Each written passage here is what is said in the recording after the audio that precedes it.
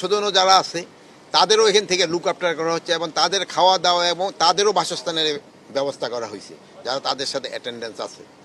Plus এরা 22 না 23 জন patient মানে যারা এই হসপিটালে অথরাইজ না বাট সিভিল তাদের নিয়ে আসছে, এর মধ্যে ছাত্র রয়েছে এবং বিভিন্ন পেশায় কর্মরত লোক তাদেরও এখানে আনা হয়েছে। দিদি মহোদয় আমার এখনও বললো যে ওনারা আরও হয়তো কিছু পেশেন্ট এখানে আনবে। এখানকার পরিবেশও যেরকম সুন্দর, এখানে ট্রিটমেন্টের ব্যবস্থা খুব ভালো। এখানে ডাক্তার যারা আছে খুবই নামি দামি ডাক্তার এবং তারা খুব ভালোভাবে তাদের কেয়ার নিচ্ছে। তা আপনারা সবাই দোয়া করবেন। আর আপনাদের কাছে হলো আমার একটা বড় অনুরোধ, এই হসপিটালগুলিতে আপনারা যত কম